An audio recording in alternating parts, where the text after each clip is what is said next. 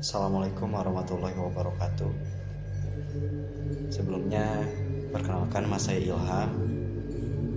Di podcast pertama kali ini, saya akan menceritakan pengalaman pribadi saya, di mana waktu itu saya bersama teman saya namanya Ricky berfoto-foto dan niatnya ingin senang-senang di suatu pegunungan yang memang dekat jalan raya juga karena mudah dijangkau. Kurang lebih 20 menit untuk mencapai lokasi. Tempat itu berada sebelum Gunung Pabeasan, Cianjur Selatan, di hutan pinus penuh teror. Dan sebelum keberangkatan, kami memang sudah diberitahu oleh bapak saya, karena kata bapak saya melarang berpergian waktu sore. Ya, tepat sekali waktu itu saya berangkat di waktu sore sekitar 2:30. Kata bapak saya, "Hap, jangan terlalu berangkat-berangkatan kalau sore, pamali." Dan kita menghiraukan perkataan bapak saya dan Ricky berangkat saja dengan seenaknya, karena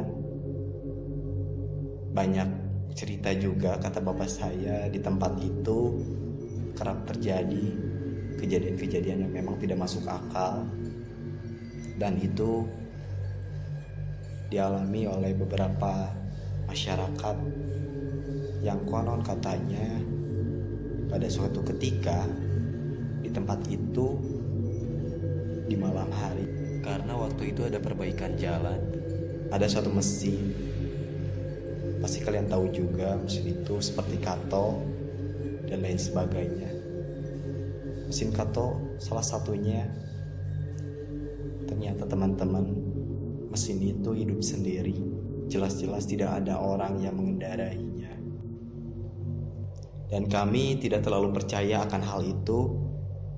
Kami packing untuk persiapan berangkat ke tempat itu, dan ada mitos lagi, katanya di tempat itu tuh seringkali kerap ada suara-suara alat musik, ya, seperti gamelan, ada juga seperti gong dan lain sebagainya.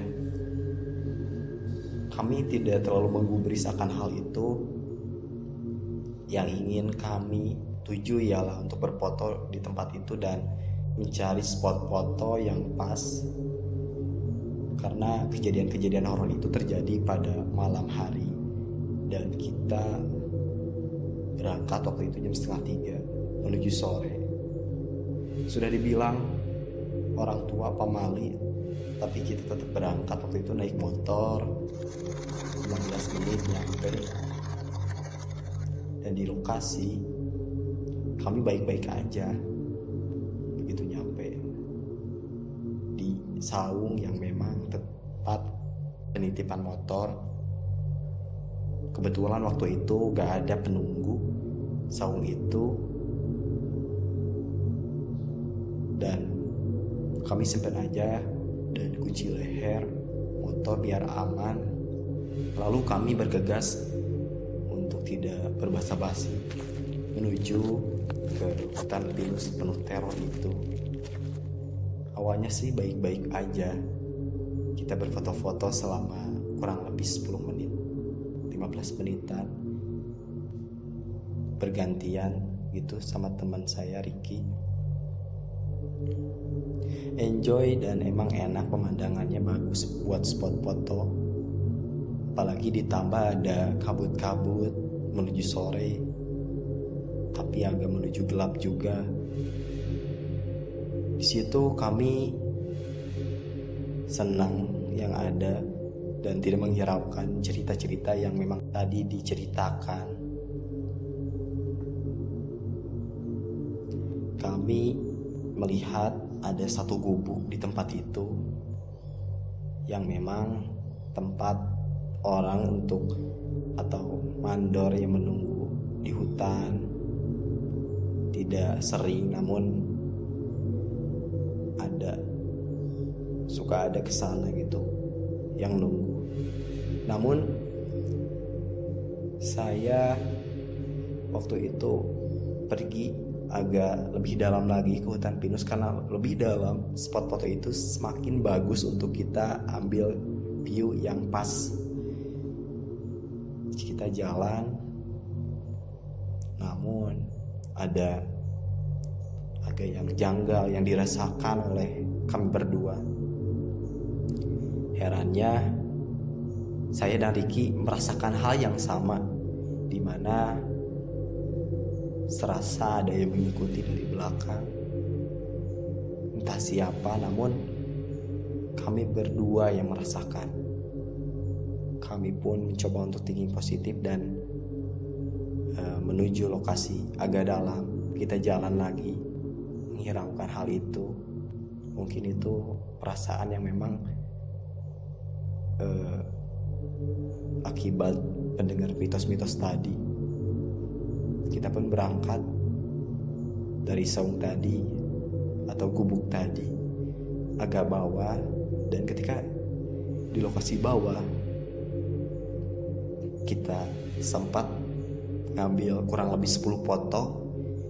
Lalu kita merasakan hal yang beda, di mana agak ke bawah itu ngerasa semakin gak enak, karena di pikiran kita, di telinga kita juga, saya dan Ricky itu ngerasa seperti ada suara-suara yang memang itu tidak jelas.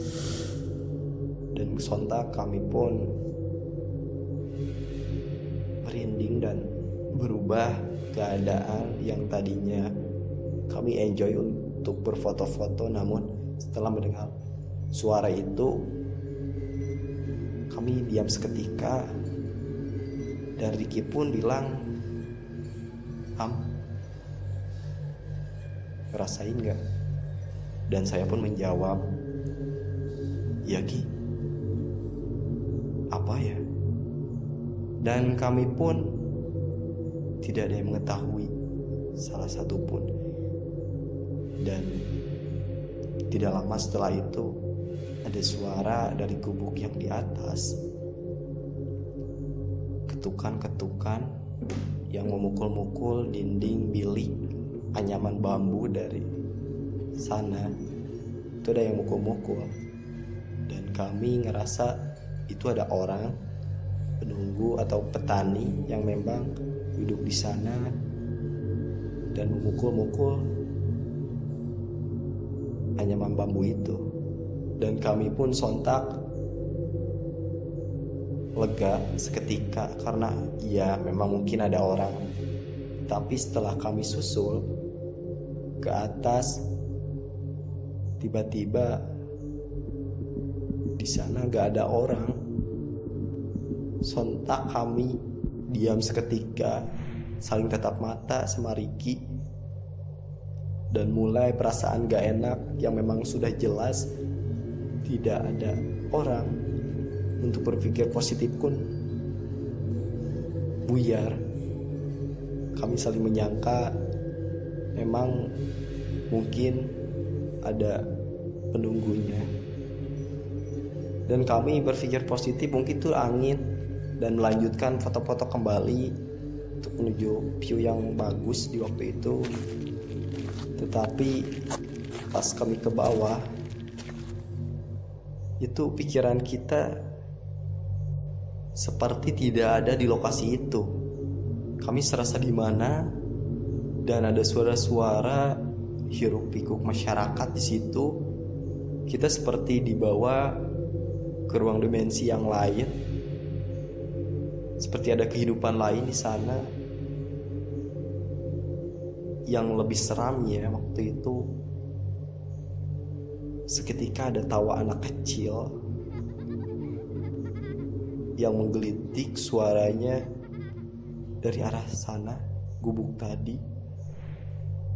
Namun Gak mungkin ada anak kecil yang memang memasuki hutan, apalagi ini menuju sore. Dan gak mungkin ada anak kecil yang salah bermain ke hutan. Orang tua mana yang membiarkannya? Dan itu pun seperti lagi bermain, berlari-lari, lalu ketawa-tawa anak kecil. Dan sontak saya dan Ricky seperti diikuti oleh makhluk-makhluk yang memang tak kasat mata itu. Dari awal kita sudah merasakan ada ya hal-hal yang aneh setelah kita lewat dari gubuk di atas itu. Tidak lama kami seperti mendengar ada suara-suara yang memang sudah diceritakan tadi sama orang tua, bahwa seringkali ada suara gamelan sama gong. Dan pikiran kami mencoba untuk menenangkan diri. Ricky juga kepanikan dan saya juga panik waktu itu. Yang mana tadinya mau berfoto bersukaria, malah sebaliknya kami diganggu oleh makhluk-makhluk yang tak kasat mata. Lalu ada suara dari gubuk atas lagi, suara kentungan, yang mungkin yang tadinya saya kira itu adalah orang tua kami yang mencoba datang ke lokasi. Karena waktu itu kita melihat jam dan menunjukkan pukul 4:30, di mana tempat itu pun sudah mulai gelap. Kami sontak ke atas, ke gubuk itu. Dan yang tadi suara kentungan dari bambu itu, ternyata pas melihat ke atas, saya berjalan, namun Ricky malah diam dan kepalanya melihat ke bawah. Saya bingung waktu itu, mungkin Ricky kecapean. Saya menepuk punggung Ricky. Ki, ayo Ki, kita pulang Ki, udah sore Ki. Namun Ricky diam saja, dan malah yang lebih seremnya waktu itu, Ricky seperti penangis dan mulai ketawa-ketawa kecil sampai mau ketawa sekeras-kerasnya. Kalian bisa bayangin, waktu itu sore, Ricky malah seperti dimasuki oleh makhluk-makhluk yang memang penunggu tempat itu. Ricky ketawa-ketawa. Dan yang lebih seramnya, Ricky mulai nengok. Ricky matanya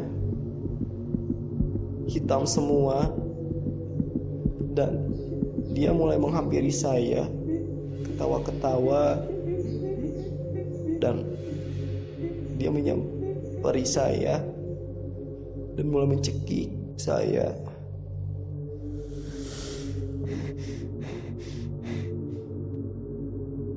Saya mulai menyadarkan Ricky sambil menahan tangannya yang mulai mencekik. Ki, sadar Ki. Alhamdulillah tak lama kemudian, setelah saya berusaha untuk melepaskan tangannya dari leher saya, Ricky mulai sadar dan kembali seperti semula. Namun Ricky sempat pingsan terlebih dahulu. Waktu itu saya mulai lega. 5 menit kemudian Ricky alhamdulillah sadar. Dan kami waktu itu seperti dipermainkan oleh makhluk-makhluk yang memang tak kasat mata. Kami bingung untuk pulang. Keliling-keliling, kami seperti tempat itu aja, dan kembali ke tempat itu lagi. Kami pun diam sejenak Dan tiba-tiba ada suara, memang jelas suara orang tua kami yang memanggil-manggil kami. Dan waktu itu mereka mulai mendekat, suara untuk mendekati kami. Dan kami pun mulai berteriak-teriak.